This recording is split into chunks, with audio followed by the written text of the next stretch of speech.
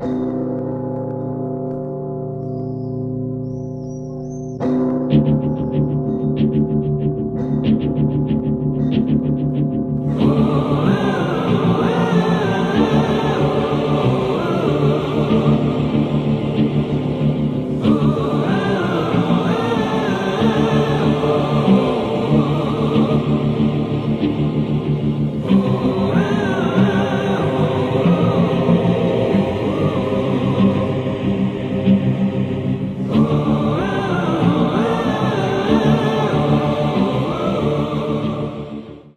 tu n'as rien compris, Morgane. Savoir lequel de ces deux mondes est réel, mais là n'est pas la question. Si ça se trouve, ni la réalité éveillée, ni le labyrinthe ne sont vrais. Ou elles le sont au contraire toutes les deux. Ou peut-être est-ce maintenant que tu rêves? Seul le labyrinthe serait alors réel. Mais qu'importe au fond. Même si tout cela n'est qu'un rêve, si ce rêve s'accroche suffisamment à tes basques pour s'imposer comme une réalité, alors autant l'affronter comme tel. Parce qu'au final, la réponse à la question « est-ce que c'est réel ?» sera refusée à ton entendement. Non, non, je t'assure. Distinguer la réalité du rêve, c'est important. Dans mon cas, c'est même la seule chose qui compte. Oh, mais tu restes prisonnière de ton matérialisme cartésien, Morgane. Tu cherches à comprendre ce rêve. Là est ton erreur. Accepte-le sans chercher à comprendre, à analyser, à décortiquer. La réalité n'est-elle pas au fond ce que nous décidons d'en percevoir? Ben non, sinon je n'aurais pas perçu un coup de poing au plexus. Au demeurant, Descartes n'est pas un matérialiste, mais un idéaliste, justement. Pour lui, la réalité n'est que le fruit de notre pensée. Cogito ergo sum. Mais en fait, c'est toi qui es cartésien. C'est bien les nanas, ça. Matérialiste jusqu'au bout des ongles. C'est pas étonnant que vous passiez du temps à faire du shopping. Là, tu confonds consumérisme et matérialisme, mon chéri. Oh, vous faites chez les nanas. Bon, moi, je vais télécharger Harry Potter puisque c'est comme ça. Si tu veux, la version hongroise est déjà sur l'ordinateur. Ça ira. Je n'ai pas besoin de comprendre les dialogues. Ah bah, accepte le hongrois sans chercher à comprendre. Le concert était trop bien. Par contre, il faisait carrément trop chaud. J'étais en nage. Mon soutif était trempé. Bon, il a fini à la fosse comme d'hab. Mais bon. Non mais tu devrais peut-être la prévenir, non? De quoi? Que j'ai vu dans mes rêves que son mec allait la tuer?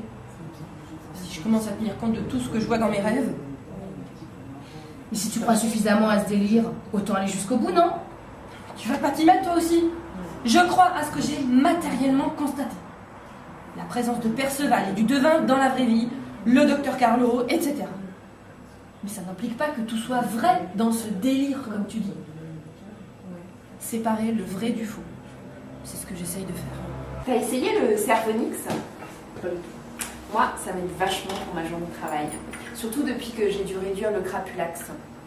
Bon, par contre, comme effet secondaire, ça réduit vachement la concentration. Un truc de ouf, quoi. Du coup, j'ai dû commencer le Nawakim. C'est une plante traditionnelle mexicaine des Indiens du Tibet. Passionnant. Ouais. Je le prends en même temps que l'arnacon le matin. Bon, par contre, du coup, j'ai dû arrêter le matraquine pour dormir. Parce que, bon, on peut quand même pas tout mélanger. Hein. Mais elle y croirait sûrement, non? Je sais pas. Elle appelle ça le temps du mensonge.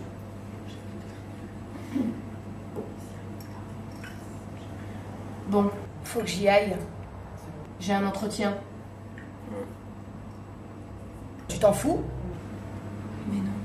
Mais pas du tout. Vas-y, ma belle. Tu vas y arriver. T'es la meilleure. En fait, Merlin a raison. À quel sujet? Mais en plus d'être complètement cinglé, t'es complètement égocentrique. Mais pourquoi tu dis ça? Mais parce qu'il y a tes délires qui comptent, la traînée, tu t'en balances. Mais Viviane, attends. Bon, de toute façon, il va falloir que j'arrête tout ça quand je serai enceinte. Ah, super. Ouais, ça y est, c'est parti. Fini le capuchon. Bon, Stevie, ça l'angoisse vachement. Depuis qu'on a pris cette décision, il prend un abruti en plus.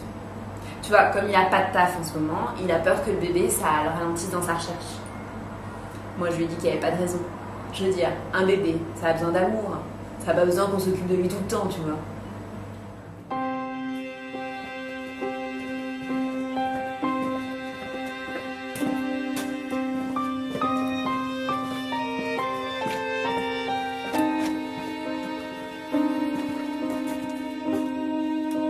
Si j'étais toi, je m'abstiendrais. Mais pourquoi ça? Si ça se trouve, il y a du matos à récupérer. Nous sommes entre l'heure des larmes et celle du sang, somnambule. Dans une transversale qui, d'après toi, conduit directement aux galeries des cannibales.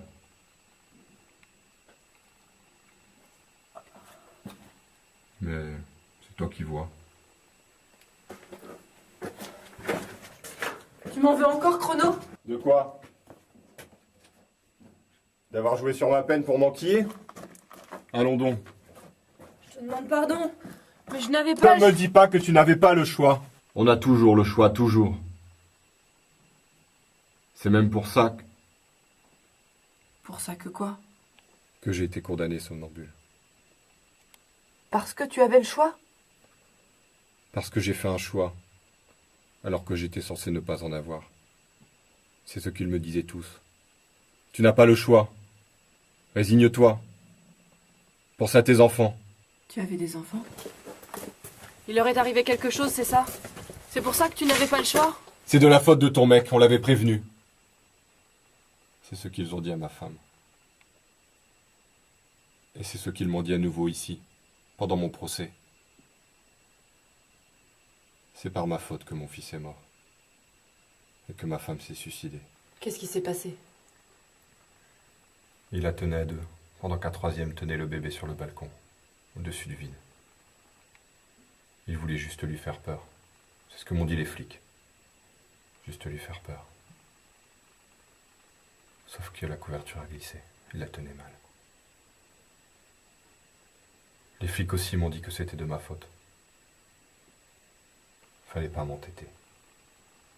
T'entêter à quoi? À témoigner. À témoigner, c'est tout? Dans une affaire de viol. Faut rien dire, tu sais. Faut pas faire de vagues. C'est pas si grave. Ça arrive tous les jours. Et puis c'est vrai qu'il m'avait prévenu. J'ai fait un choix, somnambule. Et je l'ai payé. Les effets et les causes, tu sais. Ma peine me les fait intervertir parfois. Est-ce qu'ils sont morts à cause de moi? Non, Chrono, non, je t'assure. Mais c'est pour ça qu'ils t'ont enfermé ici? Comment est-ce qu'ils ont pu te condamner pour un truc pareil? Le devin et moi, nous avons tué, mais toi? Moi aussi j'ai tué Somnambule. Parce que l'effet de mon action a été leur mort à tous les deux. Mais c'est une saloperie de sophisme, ça n'a pas de sens. C'est pas juste. Tu te souviens de ce que disait le devin une fois? La justice est une chimère de l'homme, inconnue du Créateur. La justice n'appartient qu'à la pensée, et non à la vie. Je ne sais pas si ça sort du dogme, ça. Mais en tout cas, c'est vrai. La justice n'existe que si les hommes le décident. S'ils ne le décident pas, il n'y a que la vie.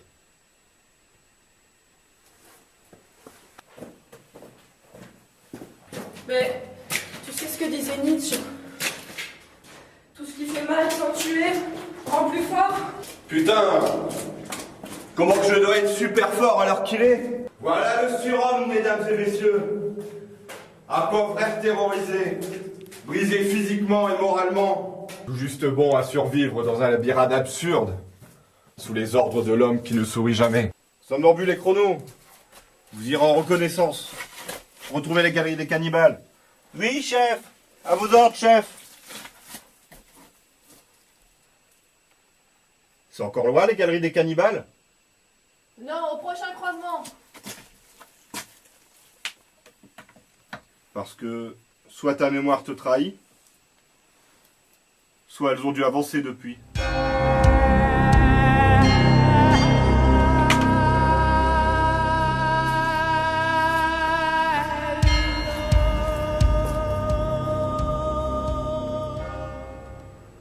C'est toi qui envoie l'enchanteur?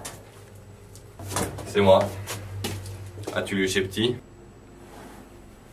Tiens.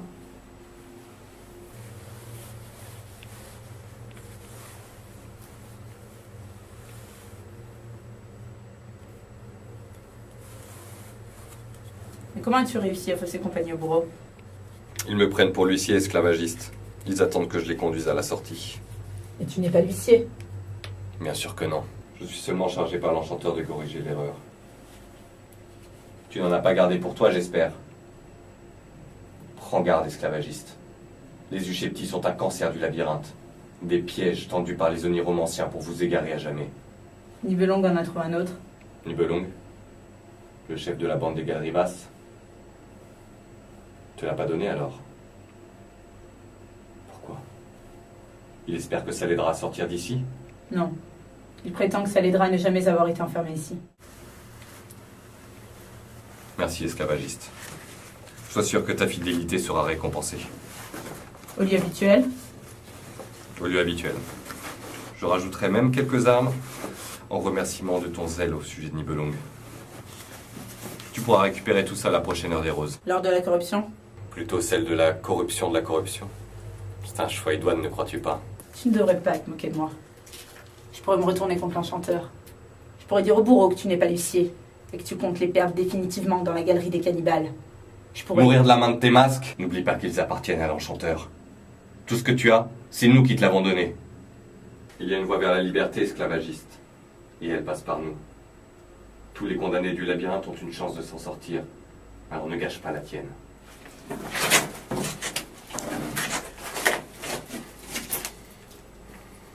Et si cette clé était vraiment celle de la sortie?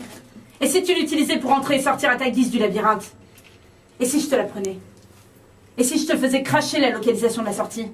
Tu veux crever à la prochaine heure des épées? Tes menaces de mort, je n'y crois plus. Parce que si c'était aussi simple, tu m'aurais laissé tuer le bourreau et sa bande. Mais non. Ils ont versé un sang qui m'était cher.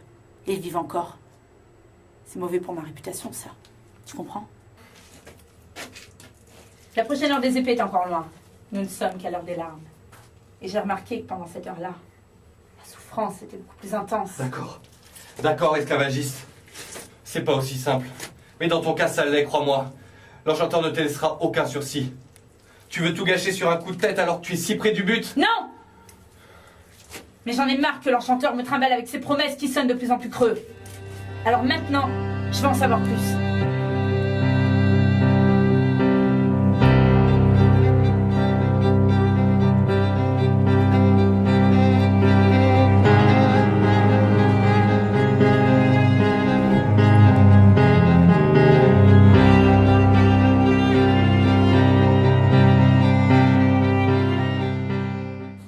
Je ne lui ai jamais rien dit, je te jure. Je te crois. Elle n'en a pas besoin. Elle voit, elle devine. Et d'ici quelques mois, elle récitera des passages entiers du dogme. Non, ça jamais. C'est impossible. Morgane en connaît des bribes. Et désormais, elles se connaissent. Morgane lui a déjà presque tout raconté. Je lui ai expliqué que c'était une folle. Ça n'a pas d'importance. Pour mademoiselle Guenièvre, ce n'est pas une raison suffisante pour l'ignorer.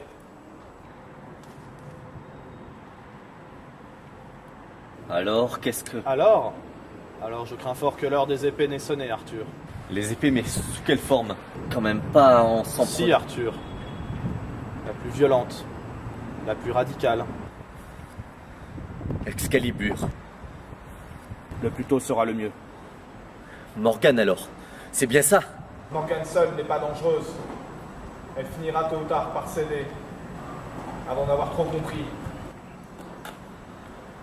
Mais tu connais ta compagne, Arthur. Elle, en revanche, ne cédera jamais. Il faut arracher le mal à la racine. Par contre elle, Merlet, je t'en supplie. C'est ta prérogative, Arthur. Toi seul peux le faire. Et c'est pour ça que je t'ai choisi. Je ne peux pas aller. Ce serait un crime. La guerre sainte contre la corruption est semblable à la lutte du corps contre une infection mortelle. Elle se conduit avec intransigeance et détermination.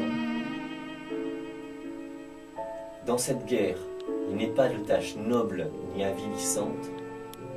Chaque action, de la plus odieuse à la plus gratifiante, est un accomplissement qui nous rapproche de la victoire.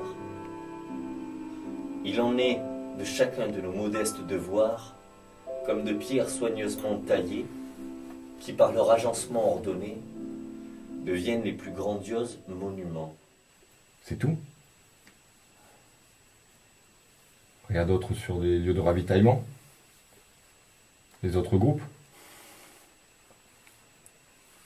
Ça doit être un autre passage du dogme. Ça fait déjà le 3e quiproux de ce genre que nous rencontrons en tout cas. C'est sans doute ici que l'esclavagiste a eu accès à ce qu'elle sait. C'est normal que le dogme commence à se révéler au voisinage de ta fameuse porte? Je l'ignore, bourreau. Je ne suis que l'huissier. Il me semble que je connais ce texte. Tu as dû le lire ailleurs dans le labyrinthe. Non, je ne crois pas. Ça fait froid dans le dos en tout cas. La corruption, c'est nous? Je l'ignore, somnambule. Je ne suis que l'huissier. Tu recommences, somnambule? Non, bourreau. Mais tu sais quoi? J'aimerais bien savoir maintenant pourquoi tu as été enfermé ici. Tu prendras le premier tour de garde, somnambule. Et sois vigilante. Ça peut se gâter très vite par ici.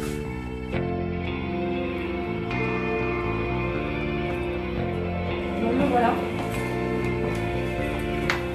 Alors, il faut que je te montre quelque chose. Une idée que j'ai eue après que tu m'as raconté ton histoire de labyrinthe onirique. J'ai appelé ça la mécanique du labyrinthe. D'abord, il y a le temps du réel. Le tien, le mien, celui que nous vivons tous à ce moment précis. Mais il y a aussi le temps du mensonge. Le temps du mensonge et le temps du réel s'écoulent en parallèle et donc ne se rencontrent jamais. Le labyrinthe appartient au temps du mensonge. Et moi je suis dans les deux à la fois? Non, justement. À un moment TR du temps du réel, on va t'enlever pour te déporter vers le temps du mensonge à un instant TM. Donc ça n'est pas encore arrivé? Non, tu vas comprendre. Le passage entre le temps du réel et le temps du mensonge prend du temps. Appelons cette durée D. D n'existe ni dans le temps du réel, ni dans le temps du mensonge.